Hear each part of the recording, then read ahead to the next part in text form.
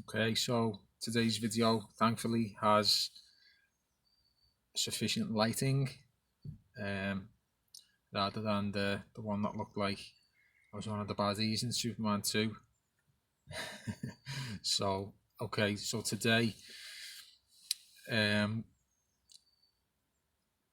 I spoke yesterday about how thoughts can be unbelievably sticky, as I called it. I likened the inability to detach from thought as being like they're sticky in some way. You're really stuck to you, or you're stuck to them, and depending on how we've been spending our time or treating our mind, then thoughts can be really difficult to get away from. It can be difficult to come away from, especially the ones that cause us harm, and make it uncomfortable for us. So I just wanted to explore that a little bit further.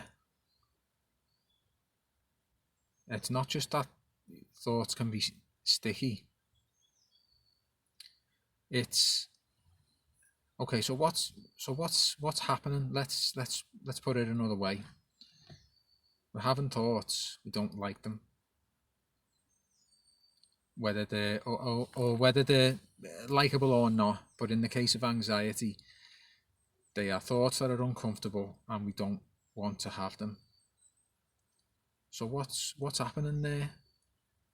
We're doing something that we know is harmful, but we can't stop, and we do it anyway. And what else? What is that? Have a think about that. We're doing something that we know is harmful. We want to stop, but can't. Where else does that exist? And with what? So if you haven't guessed already, or maybe I led you down the wrong path, that's like addiction. So in the last few years, there's a range of people that have offered their opinions, some of it based on decades of research, or decades of being a physician and treating patients. Dr. Gabor Mate is one of them. He's really well renowned in the field of addiction research. He's one of the foremost speakers on the subject now. Another one is Tommy Rosen, whose book Recovery 2.0, Gabor Mate actually wrote the foreword for that. And we actually got me, as part of my old employment, we actually got Tommy Rosen over to Liverpool where he done a talk, and it was great. And but these people, Tommy, Gabor, and many like them, are pushing the idea that addiction itself can be summed up as it's any behaviour that has negative consequences on you. You want to stop it, but you can't. And this opens the floodgates, really. This opens it to not just severe hard drugs and somebody with a heroin addiction, which is, people imagine that as really intertwined with, it's something bodily, it's something that's chemical, a chemical addiction that's unbelievably difficult to get away from. And of course that's true, that's one side of it. But not just, when we use that definition, we're opening it up to anything. Okay, so some more examples, which might not be in the field of extreme drug addiction, but we could possibly push the boat out to understand, or have a look at: food, sugar, and then it even comes down to people we spend time with or associate with people sometimes who we know it's not helpful on some level. We know it's not good, but we still keep going back. Unsurprisingly, there are lots of fellowships for these different kinds of addiction. You know, there isn't just AA, Alcoholics Anonymous, or NA, Narcotics Anonymous. There's an anonymous fellowship for all kinds of different behaviours which are considered or looked at as some form of addiction. Now, it's a really contentious issue, and there'll be lots of scientists and lots of researchers and lots of people really high up in the field of addiction who would be disagreeing with this and drawing a clear line in the sand with, you know, backed up by terminology from research and reports about what addiction actually is and whether we can prove that this translates to things other than hard drugs. But let's not go there for now. Let's just go with the commonalities which we've established already. Now, so bringing it back around to what we're talking about, we've got a spectrum of addiction.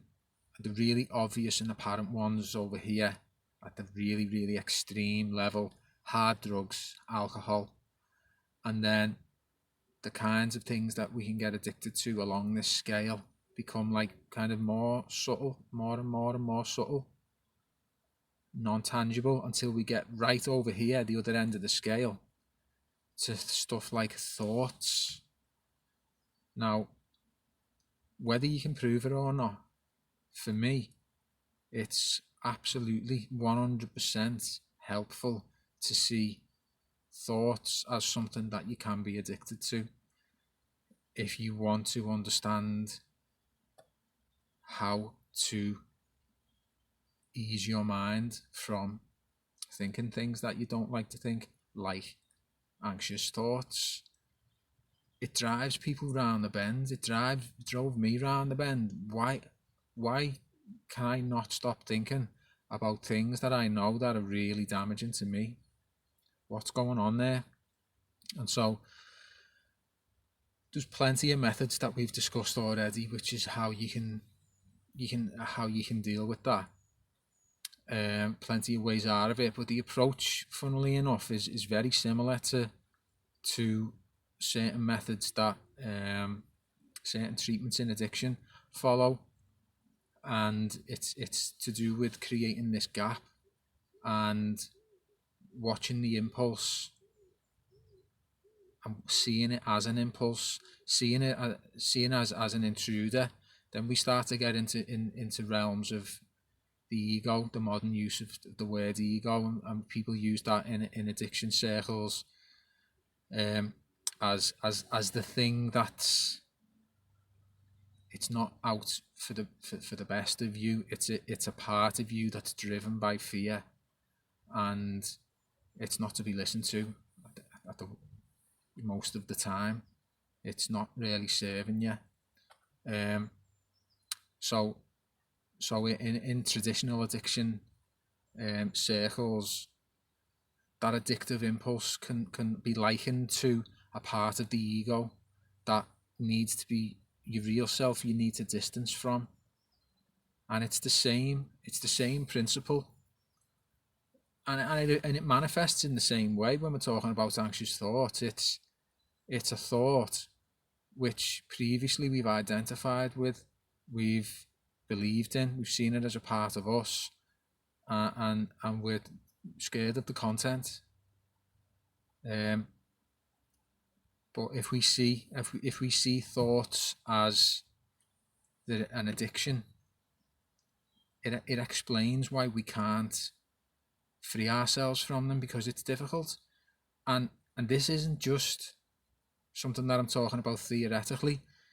There's lots of research, lots of evidence now, lots of stuff coming out. I think these days, people especially listening to this video are familiar with the work of someone called Dr. Joe Dispenza. I've been reading his stuff for years now, since and before my anxiety issue. He came out in when The Secret film was launched, and he was one of the people in that.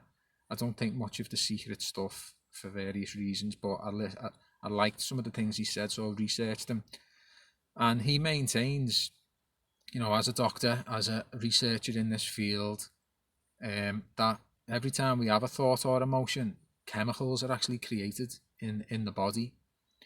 So if you have a certain thought or an emotion over and over and over and over, and you keep visiting that chemical, the drug pharmacy in the body, keep releasing that chemical, you conditioning the body to need those chemicals, and that actually explains why it's difficult to free ourselves from the thoughts. Because if we stop having thoughts that we've had and the accompanying emotions that comes along with those thoughts, what we're actually telling the body is, okay, all those chemicals I've been giving you for so long, I'm not giving you them anymore.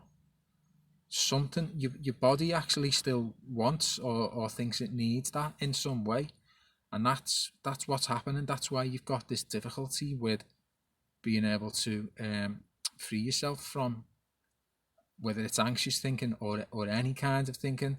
Now I can go to really, really deep levels with this, and I may do in other videos into the true addiction for me, which is the addiction to the self, which is the root of, if not all suffering, then most of it.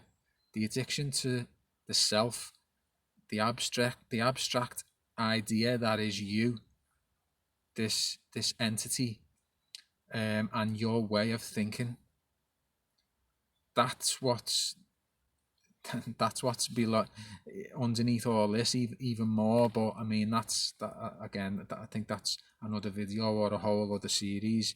But for now, if we can just get some understanding on thinking and why it might be so difficult. We're addicted to our thoughts, and it might sound harsh considering how we view the term addiction, the notion of addiction. We might have preconceived ideas about what addiction is, but look, if we just go with that term, that addiction is when you know something's doing you harm, you try to stop, but you can't. That absolutely 100% applies to anxious thinking. That's not to say that we can't. Well, for me, I hope it is for you. I hope it's